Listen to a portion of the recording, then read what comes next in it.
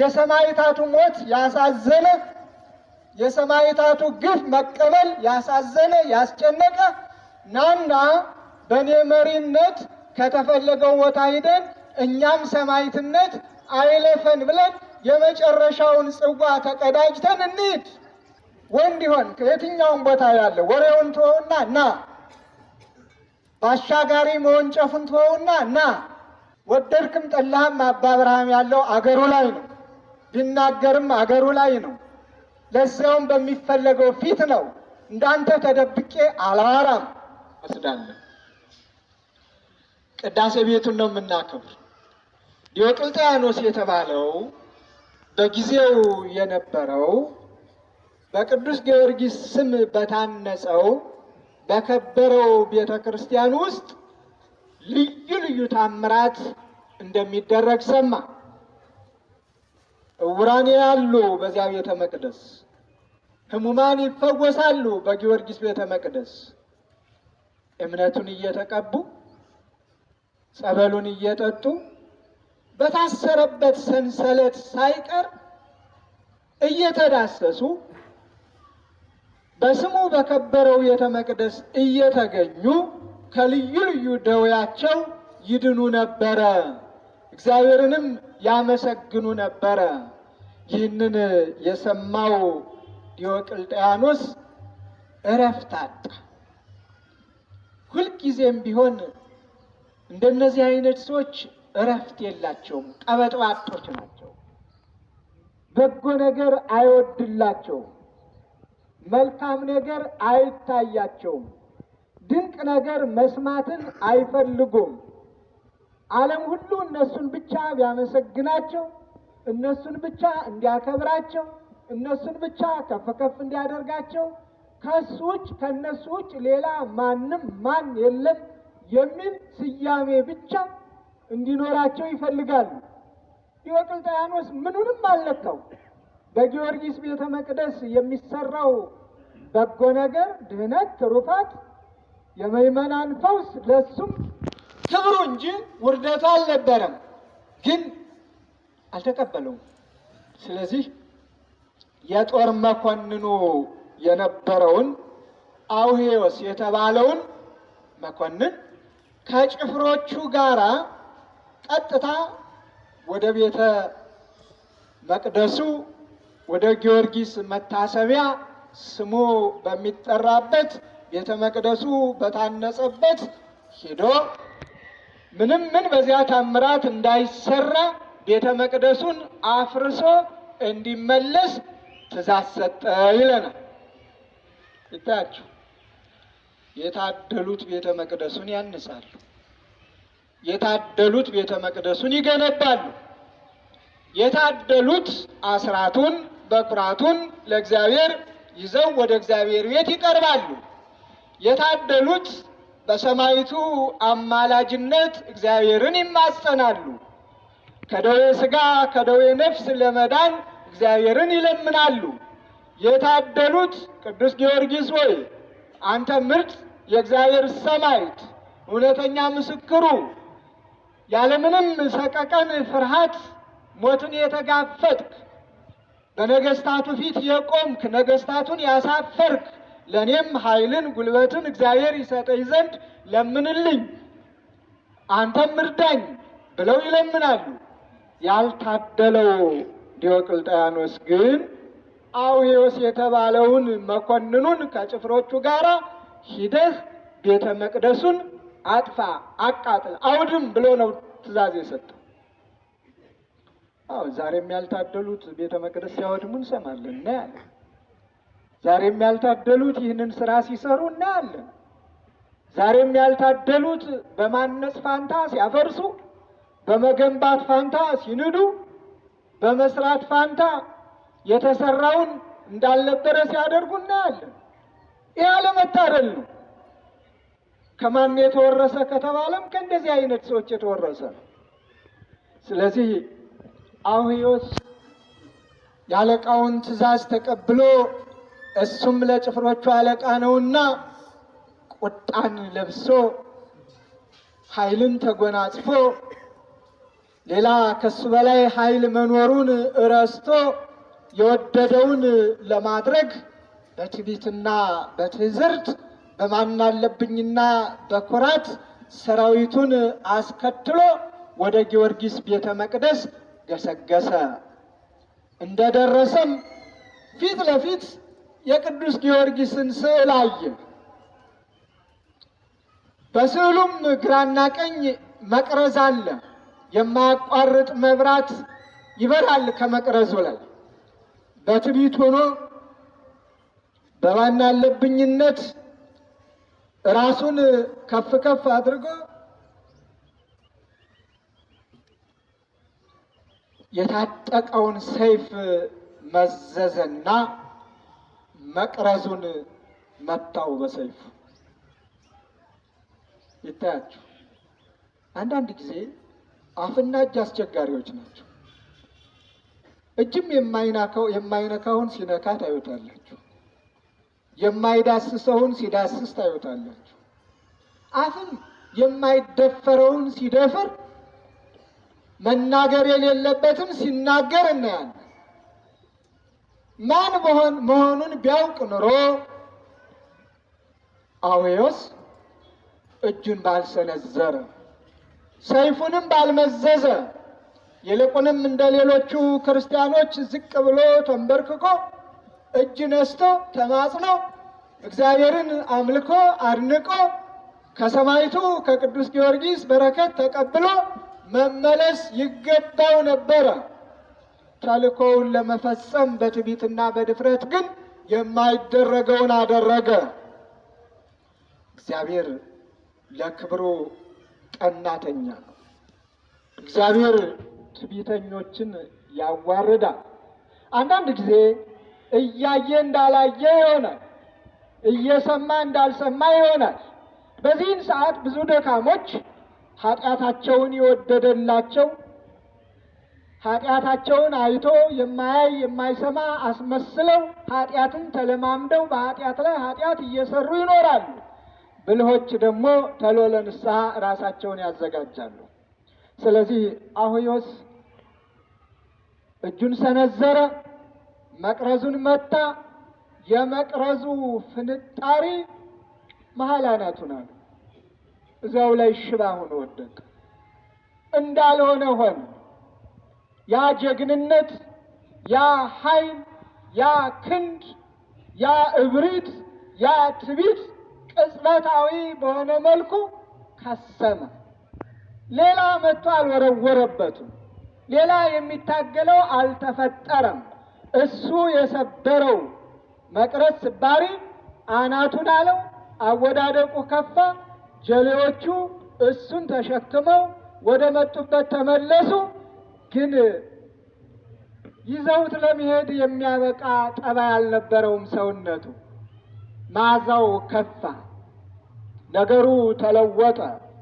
ስለዚህ ይህንን ይዞ መጓዝ የትም ስለማያደርስ ባህር ላይ ወርውረውት ሄዱ ይላል።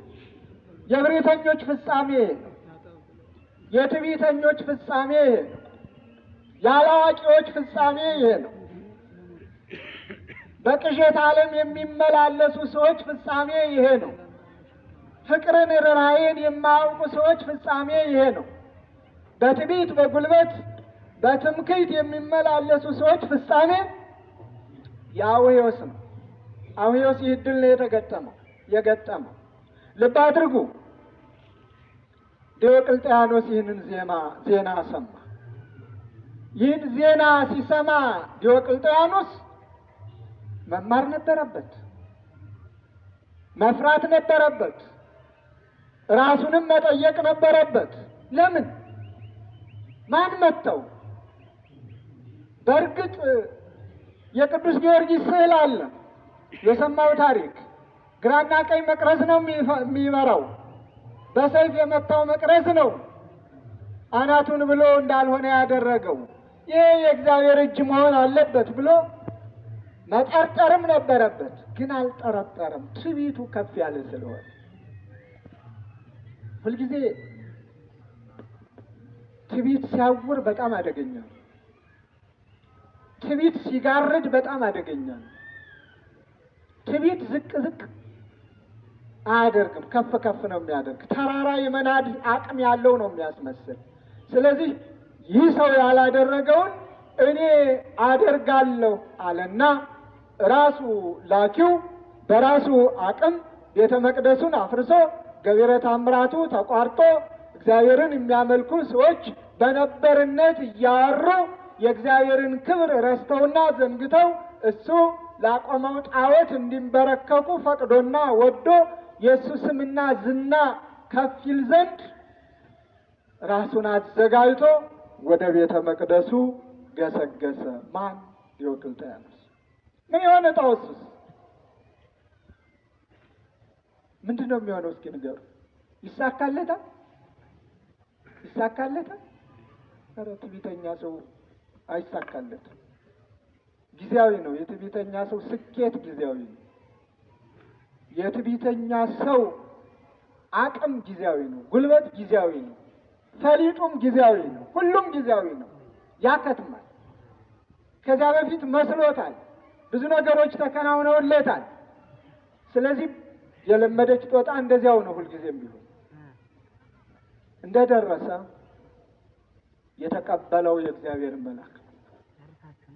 የእግዚአብሔር መልአክ ዲዮቅልጥያኖስን ቀጣው፣ ዓይኖቹን ጋረደው፣ ማየትም ተሳነው።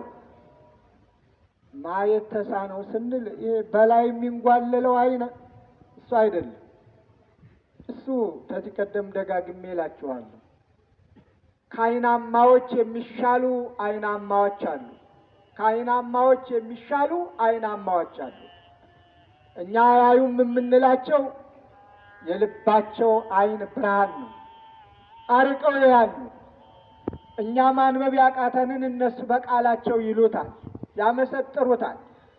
ይልቁንም በኢትዮጵያ ኦርቶዶክስ ተዋሕዶ ቤተ ክርስቲያን ብዙ ማየት ተሳናቸው የምንላቸው ሰዎች ቅዱሳት መጻሕፍትን በቃላቸው ሸምድደው ዓይናማው ከያዘው በላይ እነሱ ይዘው ቤተ ክርስቲያኒቱን አክብረውና አስከብረው ይኖራሉ። ይህ አያይም፣ ዓይኑ ተጋረደ ስንል የሥጋ ዓይኑም የሕሊና ዓይኑም ሁሉንም ነው ያጣ። አወዳደቁ ከፋ። አጃቢው አንጋቢው አብሮት ተከትሎት የነበረው ሁሉ ጥሎት ሄደ። ያ በክብር ገኖ ነግሶ ይኖር የነበረ አፈርሰዋለሁ ብሎ ወደ ሄደበት ወደ ቤተ መቅደሱ በር ላይ ሲደርስ በመልአከ እግዚአብሔር ተቀጥቶ ዓይኑን ተጋርዶ ልቡናው ታውሮ አእምሮ ተነክቶ እንዳልሆነ ሁኖ ለማኝ ሁኖ ቀረ ይለናል ታሪኩ። ለማኝ ነው የሆነ። እዚያው እየለመነ ረዳት እየፈለገ ኖረ እየተቅበዘበዘ እስከሚሞት ድረስ። እግዚአብሔር ቤተ መቅደሱን በክብር አስጌጠ። እግዚአብሔር በታምራት ላይ ታምራትን አደረገ። ለምን ታምር ይደረጋል ሲል ያ ታምር እሱ የጠላው ታምር፣ እሱ ስም አጠራሩ እንዲጠፋ የፈለገው ታምር ምን ሆነ? በራሱም ተፈጸመ። ድንቅ ስራውን ምዕመናን እንዲያዩ ትምክህተኞች፣ የታምራት ተቃዋሚዎች፣ እግዚአብሔር የሚያደርገውን ድንቅ ስራ የሚቃወሙት ሁሉ አወዳደቃቸው የከፋ መሆኑን አሳየን ማለት ነው። ስለዚህ ከነዚህ ከሶስቱ ባለሟሎች የእግዚአብሔር ሰዎች ይህንን ታሪክ ተምረናል ዛሬ።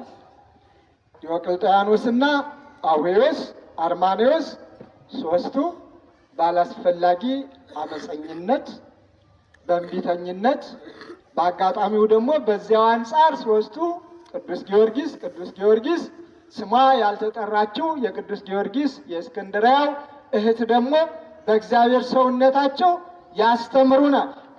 ለዚህ ነው መንክር እግዚአብሔር በላይ ለቅዱሳኒሁ አምላከ እስራኤል ውእቱ ይሁብ ኃይለ ወጽና ለሕዝቡ። የእስራኤል አምላክ ወይም የእስራኤል ፈጣሪ እሱ ለወገኖቹ ኃይልን ይሰጣቸዋል። ይህን ያደረገ እግዚአብሔር የተመሰገነ ይሁን። ቅዱስ ዳዊት የሚነግረን ነው። መዝሙር 67 ቁጥር 35 ላይ መንክር እግዚአብሔር በላይ ለቅዱሳኒሁ፣ በቅዱሳኑ ላይ አድሮ እግዚአብሔር ድንቅ ስራውን ያሳያል። ለቅዱሳኑ ለመረጣቸው እንዳይፈሩ፣ እንዳይርበተበቱ፣ ወደኋላ እንዳይሸሹ፣ ወደፊት ብቻ እንዲሄዱ፣ ምድራዊውን ሳይሆን ሰማያዊውን እንዲመለከቱ፣ ጊዜያዊውን ሳይሆን ዘላለማዊውን እንዲመርጡ ኃይል ይሰጣቸዋል፣ ጉልበት ይሰጣቸዋል። እነሆ ጉልበትን ኃይልን እግዚአብሔር ሰጥቷቸው እነዚህ የተመረጡ ቅዱሳን ሰማዕታት አባቶቻችንና እህታችን ቅድስት የሆነችው ክርስትናን እንዲህ ሰብከውልናል። በአጠቃላይ ስለ ቅዱሳኑ ዕብራውያን ምዕራፍ 11ን በሙሉ አንብቡት ቤታችሁ ስትሄዱ፣ ሰፊ ታሪክ ይነግረናል። ዕብራውያን ምዕራፍ 11 ብዙ ጊዜ መውሰድ አልፈልግም። እስመ ይፈቀዱ ድኂነ ከመ ይርከቡ ሕይወተ እንተ ትኄይስ፣ በዚህ ዓለም በሕይወት መኖርን አልወደዱምና የበለጠች ትንሣኤ ዘለ ክብርን ይወርሱ ዘንድ በዚህ ዓለም በሕይወት መኖርን አልወደዱም ይለናል። አነጻጽሩ። ለምንድን ነው በዚህ ዓለም መኖርን ያልፈለጉ ቅዱሳን? ለምንድን ነው የእግዚአብሔር ባለሟሎች ይህንን ዓለም እንደ መርገም ልብስ የቆጠሩት? ለምንድን ነው ይህንን ዓለም የእግዚአብሔር ሰዎች የናቁት? ለምንድን ነው ከሞቀ ቤት፣ ከነገስታቱ ቤት፣ ከመሳፍንቱ ቤት፣ ከወይዛዝርቱ ቤት፣ ከሞላ ሀብት፣ ከሞላ ንብረት ያንን ሁሉ ንቀው አጥቅተው በዚህ ዓለም መኖር ለኛ አይደለም እያሉ ሞትን የመረጡበት ምንድን ነው ካል፣ አዎ ይሄ ጊዜያዊ ነው። የመረጡት ዘላለማዊ ነው። ይሄ ለጊዜው የምንኖርበት ነው። ጊዜ አለው፣ ያልፋል። የምንኖረውም የማናውቀውን ዘመን ነው። ያኛው ዓለም የመረጡት ግን ለዘላለም ነው። በዚህ ጊዜ ያልፋል የማይባል ነው። ስለዚህ ምርጫቸው ትክክለኛ ነው። ክርስትናን እንዲኖረውታል አባቶቻችን። ክርስትናን እንዲተርጉመውታል አባቶቻችን፣ እናቶቻችን። ታዲያ የኔና የእናንተ ክርስትና ምን ይመስላል? ስለ ሌላው መተረክ ቀላል ነው። ታሪኩም ያስጎመጃል፣ ደስም ያሰኛል። ምነው እኔን ባደረገኝ፣ እንደዚያች ቅድስት ጽናቱን ሰጥቶኝ መከራውን ተቀብዬ የማያልፈውን ዘላለማዊ ክብር ባገኘው፣ እንደነ ቅዱስ ጊዮርጊስ ጊዜያዊውን መከራ ተቀብዬ ዘላለማዊውን ክብር ባገኘው ብለን በስሜት በሰዓት ብዙ ልንል እንችላለን። ከተወሰነ ጊዜስ በኋላ አብሮንስ ቤት ድረስ ይጓዝ ይሆን? ይውላል፣ ያድራል፣ ያመሻል። ታሪካቸው ወዲያው እንረሳዋለን። ምክንያቱም ሰይጣን እረፍት የለውማ። ስለዚህ ክርስትናን እንደ አባቶቻችን እንኖር። አባቶቻችን በተጋድሎ ነው የኖሩት። የዓለም አይገባንም ብለው ከአንዱ ወደ አንዱ እየተንከራተቱ ዋሻ ለዋሻ የፍየል ሌጦ ለብሰው በረሃብ አለንጋ እየተገረፉ የእግዚአብሔርነታቸውን እያረጋገጡ እግዚአብሔርን እየሰበኩ እያስተማሩ በመልካም አርአያነትና ምሳሌነት ራሳቸውን ለእግዚአብሔር ሰጥተው ታሪካቸውን ትተውልን ዘላለማዊውን ክብር ወርሰው ይኖራሉ። እኛስ የእነሱ ልጆች ነንና እንደነሱ ለመሆን ራሳችንን አንርሳ፣ እናዘጋጀው። እኛ ክርስትናችን ሁሉ ወሬ ላይ ተመስርቷል። ክርስትናችን ሁሉ ወሬ ላይ ተመስርቷል። ሞትም መጣ ከተባለ አንተ ሙትልኝ ብሎ የሚጽፍና የሚያወራ እንጂ እኔ ልሙት ብሎ ወደ ሞቱ አደባባይ የሚመጣ የለም።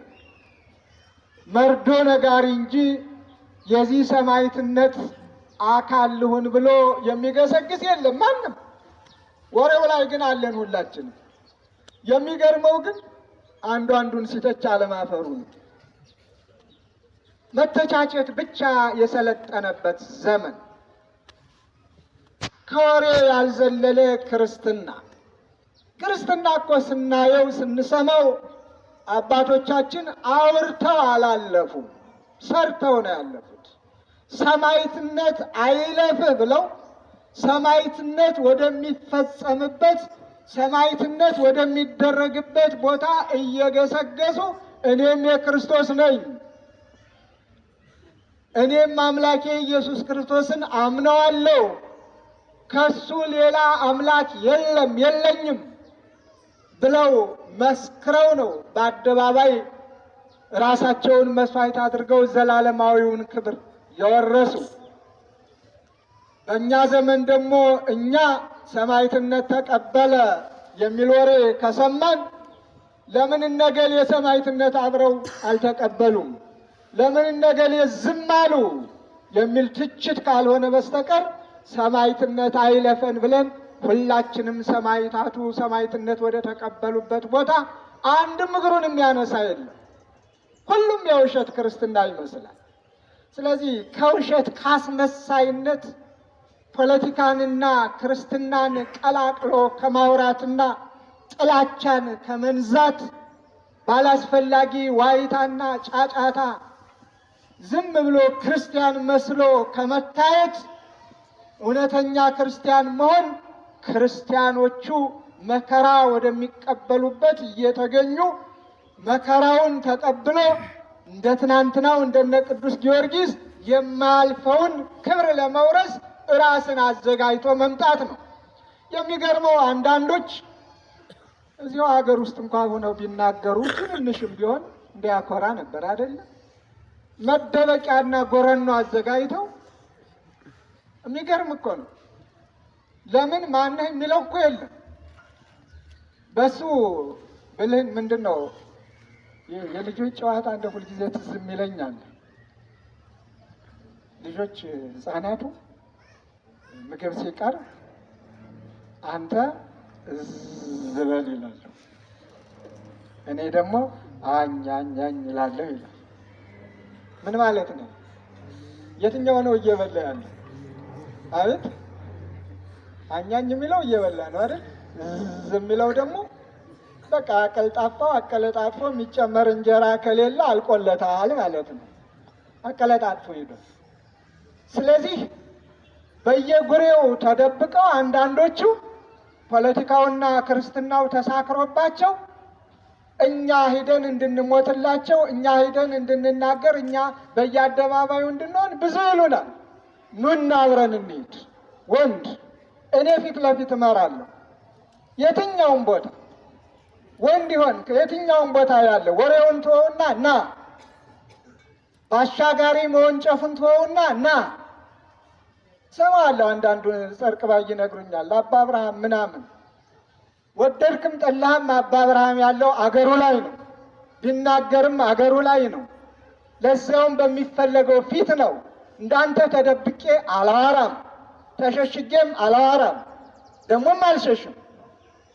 ብቅ እያለ አንዳንድ ጊዜ እንዲህ ይላል ብቅ እያልኩ እላለሁ ነገም ዛሬም። ስለ አንተም ንገረኝ ካልክ እነግርሃለሁ። ስለማይጠቅም ነው። ክርስትና እሰጥ አገባ ስላልሆነ ነው። ክርስትና ከባት ያበሳነትን እንጂ የወንድምን ኃጢአት ማውረዱ መዘልዘሉ ጥላቻ ስለማይመክረን ነው። ስለዚህ ክርስትና ከሆነ ክርስትና ነው። የሰማዕታቱ ሞት ያሳዘነ፣ የሰማዕታቱ ግፍ መቀበል ያሳዘነ ያስጨነቀ ናና በእኔ መሪነት ከተፈለገው ቦታ ሂደን እኛም ሰማዕትነት አይለፈን ብለን የመጨረሻውን ጽዋ ተቀዳጅተን እንሂድ። ወሬ ነው፣ ትርጉምም የለውም። ደግሞ እያንዳንዱ በራሱ ሀገረ ስብከት ነው ኃላፊነቱን የሚወጣው። አንድ ሰው ምንደኛ የሚባለው ኃላፊነቱን ዘነጋ የሚባለው ሞት ፈርቶ ሸሽቶ ሀገረ ስብከቱን ጥሎ ሲሄድ ብቻ ነው። ወደ አንተ ወዳለህበት ብመጣ ኑሮ ባልከኝ ደስ ይለኛል፣ ሳልሄድ ልሄድ ነው ይላል፣ ሊመጣ ነው ይላል። ዝም ብሎ ወሬው ሁሉ ግራ የገባው ነው። እኔስ እድሉ ቢቀናኝ እንደነ ቅዱስ ጊዮርጊስ እንደ ሁለቱ እንደ እህቴ በአንድ ቀን ሂዳ በተመስጦ ዝማሬ መላእክትን ሰምታ የመነኮሳቱን የመነኮሳያቱን ድምፅ ሰምታ ያንን ተርጉማ አስተርጉማ አመስጥሮ የነገራትን ሰምታ ከሞቀው ቤቷ ይቅርብኝ ብላ ከገዢው አባቷ ይቅርብኝ ብላ ሞትን መርጣ እንደሞተችው ባደረገልን እውነታው እና ይህንን መናገር ፈልጌ አይደለም። ምእመናን ብዙ ምእመናን ጨዋታውን ያደሩታል። አንዳንዶች የዋህ ያ ገበያ ነው፣ ገበያውን አድሩለት፣ እንጀራ ይብላ፣ በምን ይብላ እኛን ካላማ እኛን ካላዋሪ ወሬ ስራ እስከሆነ ድረስ ያግኙ። በዚህ እኛ ችግር የለብንም። ግን የብዙ ክርስቲያኖች ልብ ደግሞ መሰበር የለበት። የብዙ ክርስቲያኖች ልብ ደግሞ መሸራረፍ የለበት። ስለዚህ አባቶቻችን መከራ መቀበልና የመረጡት ከማን ጋር? ከሕዝባቸው ጋር ሆነው ሩቅ ሆነው በማውራት አይደለም፣ በወንጭፍ አይደለም፣ ዘመን ባመጣው ወሬ አይደለም። ቅድም መምህረ ሊቃውንት ማይበል አሁን ካህን ማያወግዘው ብለውታል። ካህን ማያወግዘው ደህና ማውሪያ አግኝተናል። ካህን ማያወግዘው እውነት እኮ ነው። ደግሞ እውነት ይሁን ውሸት ይሁን እንዳውሪው ብቻ ብዙዎችን የሚጠልፉበት አንዳንድ ጊዜ የሌለ እኔ በራሴ ነው የማየው። ፎቶግራፊን ተለጥፎ ያውና ዛሬ ነበርኩ እንደዚህ ቦታ መች አለው እላለሁ። ቦታውም ላይ የለውም እኮ ጭራሽ፣ ግን ተለጥፏል። ከዚያም ስሜም ተጠቅሷል። ውስጥ ስገባ ግን የለሁበትም። ከምኑም እንዲህ አይነት ወሬ መሳቢያ። እንጀራ በመሆኔ ደስ ብሎኛል። ግን ለብዙዎች እንኳን እንጀራ በሉ። አሁን እንጀራ ብሉ፣ ተቃውሞ የለኝም። የሚያዋጣ ከሆነ ዘቅዝቀህም አቆመህም ምንም ብለህም እንደው ለጣጥፈህ እንደፈለገ አድርገህ እንጀራ ብላብኝ፣ ችግር የለብኝም። ዋናው እንጀራ መብላትህ እኔም ክብር ማግኘቴ ነው። ባልሰራሁት የሆነ ነገር ሁሉ ክብሬ እንጂ ውርደቴ ስላልሆነ። ግን የዋሃን ምእመናንን ልብ መስረቅና ማታለል፣ የሰው እምነት መሸርሸርና በድብቅ ሴራ እውነተኛ ክርስቲያኖችን እየጠለፉ መጣል የነውር የበደል በደል ስለሆነ እንዲህ አይነቱን አቁሙ እላለሁ። ይበቃል። ከነ ቅዱስ ጊዮርጊስ ተማሩ። እውነተኛ ክርስቲያኖች ከሆናችሁ ኑ፣ አገራችሁ ግቡ፣ አብረን በየቦታው እንዙር። ለምንድን ነው የምትገሉ ብለን እናስተምር። ቅዱስ ጊዮርጊስ በመሳፍንቱ በመኳንንቱ ፊት ነው እየቆመ ያስተማረ። የዚያ ጊዜ እናንተ ማናችሁ እያሉ ብለው ቢፈልጉ በሰይፍ ቢፈልጉ በእስራት ቢፈልጉ በመጋዝ በአባቶቻችን ላይ ያደረጉትን እኛም እንቀበል። የዚያ ጊዜ ክርስቲያኖች እንሆናለን። እኔ ላውራ አንተ ሙትልኝ ግን የክርስትና ትምህርት አይደለም። እኔ ተደብቄ የፈለገኝን ልበል፣ አንተ በየሰገነቱ በየአደባባዩ እየወጣ ለምን ይህንን አላልክም ማለት ግን ክርስትናን አይሰብክም። ይሄ አስመሳይነትን ነው፣ አድርባይነትን ነው፣ አውርቶ አደርነትን ነው። ከእንዲህ አይነት መገላገል መልካም ነው ብዬ አምናለሁ። ስለዚህ በአጠቃላይ ክርስቲያኖች አባቶችና እናቶች ግድ የላችሁም። ክርስትና ወሬ አይደለም፣ ተግባር ነው። ክርስትና ሰምተነው ብቻ የምንተው አይደለም፣ ሰምተን በተግባር የምንፈጽመው ነው። ክርስትና መስሎ መታየት አይደለም፣ ሆኖ መገኘት ነው። ክርስትና ለምን ገሌ አልሞተልኝም፣ ለምን ገሌ አልተናገረልኝም፣ ለምን ገሌ አፍ አልሆነልኝም አይደለም የሚባለው። አፍ ሆኖ አንደበት ሆኖ እኔ ክርስቶስ ብሎ በየአደባባዩ መስክሮ መከራ ለመቀበል ራስን ማዘጋጀት ነው። ክርስትና ፍቅር ነው። ክርስትና ሰላም ነው። ክርስትና ራስን ማዋረድ ነው።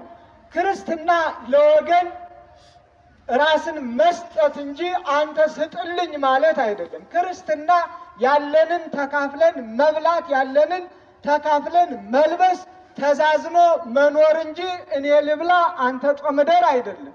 እኔ ይመቸኝ አንተ ተንገላታ አይደለም። ብዙዎቹ ግን ክርስትና ለውጠውታል፣ በወሬ ለውጠውታል። እነሱ እንዳዛኝ ያወራሉ። ሌላ አዛኝ የሚሆን እንኳ እንዳይኖር ስም አጠራሩን እየጠለፉ ይጥላሉ።